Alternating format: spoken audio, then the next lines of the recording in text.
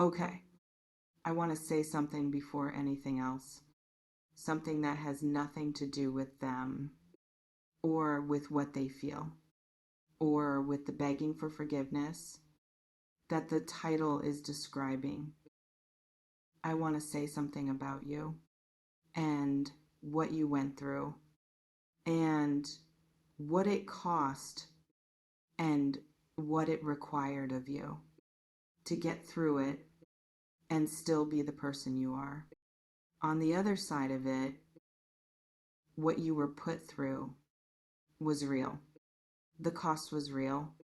What it took from you in energy and peace and the particular confidence that comes from being in a situation where you are being treated the way you deserve to be treated was real.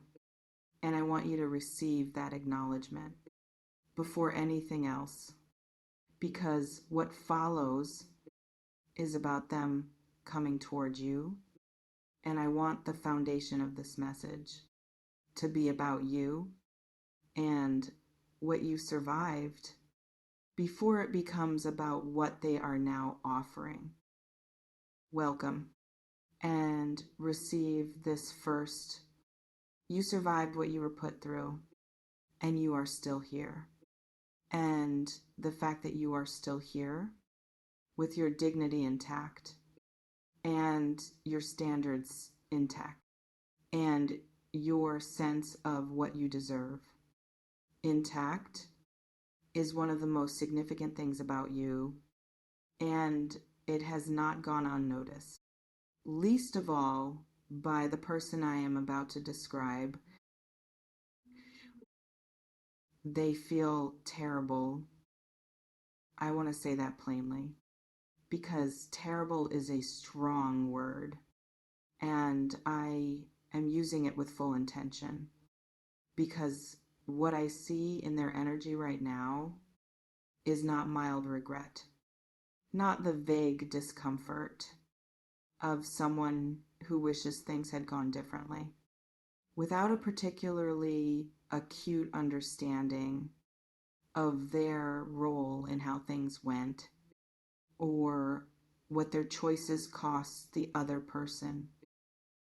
Terrible in the specific and embodied form of someone who now understands with the full and uncomfortable clarity of retrospect what they put you through and what it cost you and what they were asking of you in every moment that you continued to be in the situation that they were creating through their behavior or their choices or their failure to show up in the way you needed them to show up and deserved to have them show up. Whew. I want to describe what the terrible feels like from the inside of their experience, because I think you deserve to understand the specific quality of what they are carrying, not to produce sympathy, not to make the terrible they feel more important than the terrible they put you through, but to give you the full picture of what is happening in them as the foundation for the begging for forgiveness that is coming in their direction toward you. The terrible feels like seeing something clearly that was not seen clearly before, or that was seen partially, but not in its full dimension. The specific clarity that arrives when the fog of self-justification has finally thinned enough to let the actual truth of what happened be visible in its full form without the protective softening that was keeping it at a manageable distance. What they are now seeing clearly is the impact, not in the abstract sense, of knowing intellectually that what they did had an effect on you. But in the specific and personal form of actually feeling into what it must have been like to be you in the situation they were creating on the receiving end of their choices rather than the giving end, which was the only end they had access to before, because the empathy required to inhabit the receiving end was not available to them then in the way it is available now. I want to speak about what changed that made the empathy available now when it was not available before, because the change is significant. And understanding it is part of understanding whether what they are bringing in the form of the begging for forgiveness is backed by something real, or is simply the expression of their current discomfort with the consequences of their choices arriving in their own life without the internal shift that would give those consequences the meaning they need to have for the forgiveness to be worth giving. What changed is this: they experienced something that gave them access to the receiving end of something similar to what they put you through, not identical, not karma in the precise and symmetrical form of the exact thing done to you, being done to them, but similar enough in its quality of impact to give them access to understanding from the inside of the experiencing what the receiving end of that kind of treatment actually feels like from the perspective of the person receiving it rather than the person giving it. And in that experiencing, they understood something that could not have been understood from the giving end alone, no matter how much was said to them about it or how many times the impact was described. In the period when they were still primarily on the giving end, without the experiential access to what the receiving end actually felt like. Now I want to speak about the looking up and the begging for forgiveness, because those two images, the looking up, the begging, are significant. And I want to make sure you understand what they are actually describing in the context of this specific situation. The looking up is not performative.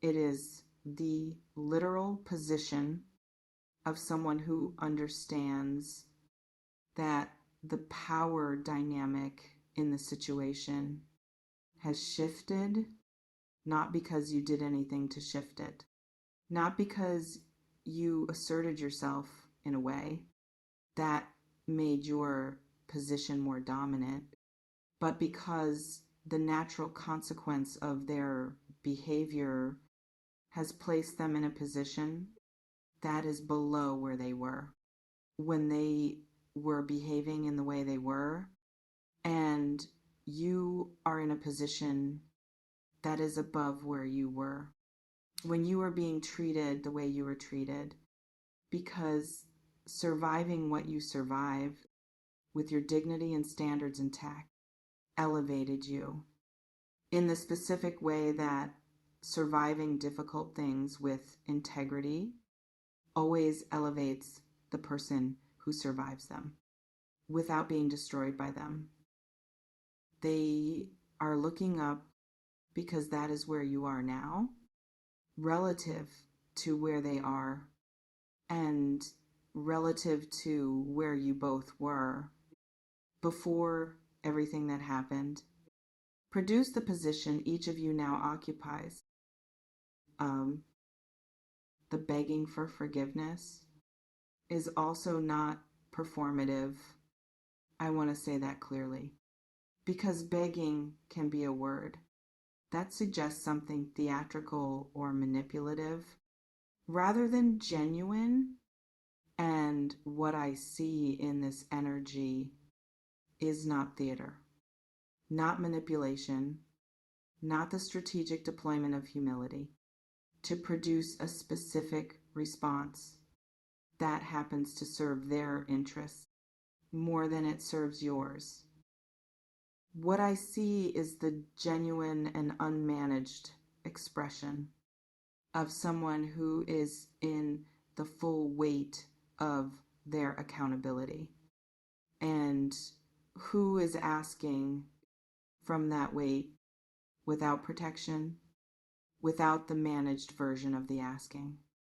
That would make the ask seem more reasonable or more entitled to a yes than what you would naturally feel inclined to give from your own honest place in relation to what happened.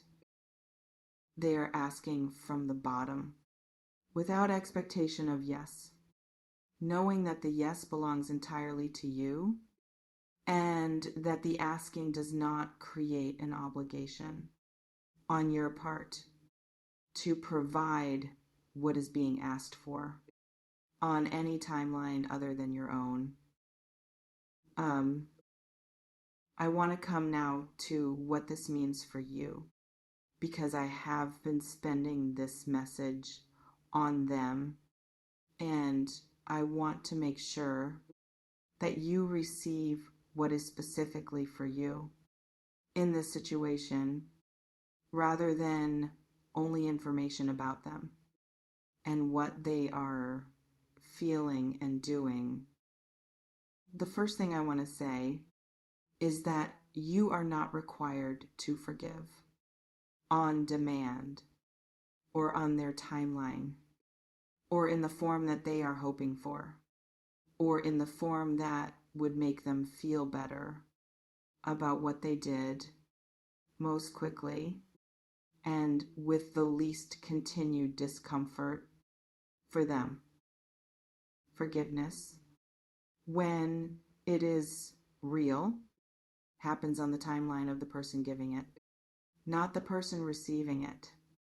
And real forgiveness cannot be accelerated by the urgency of the person who wants to be forgiven or by the quality or sincerity of their asking, however genuine that asking is.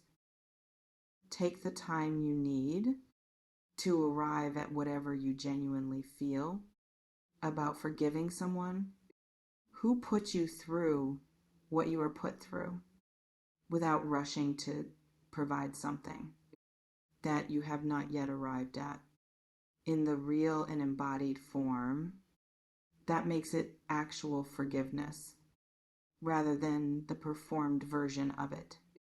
That serves someone else's need for resolution before you are actually ready to give it.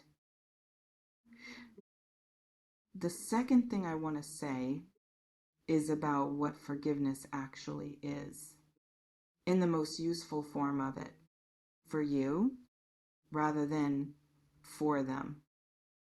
Forgiveness is not the restoration of trust or the restoration of the relationship or the statement that what was done was acceptable or the elimination of the consequences of what was done from the ongoing reality of your life. Forgiveness is the release of the weight of what was done from the place in you that has been carrying it in a form that costs you energy every time you carry it, which is every day, when the carrying has not yet been replaced by the release. The release is for you, not for them. It is the reclamation of the energy that has been going toward the weight and the redirection of that energy toward your own life. and your own forward movement and your own receiving of what is good. That cannot be fully received when a significant portion of your energy is still occupied by the carrying of what was done to you by someone who is now looking up and begging forgiveness for putting you through it. Whew. The third thing I want to say is about the power you have in this moment, because I think it is important to name the power clearly so you can hold it correctly rather than either underestimating it or overestimating it in a way that does not serve you. You have power right now, real power, the specific power of someone who is being asked for something that only they can give by someone who has arrived at the full understanding of what they did and what it cost and what they are now asking for, in the full acknowledgement of the position that puts them in relation to you. Hold that power without weaponizing it. There is a distinction between holding power and using power to produce maximum discomfort. In the person who hurt you, as a form of making them pay for what they did beyond the paying they are already doing, in the form of the terrible they feel and the looking up and the begging, which is its own form of consequence for the choices they made without any additional effort on your part.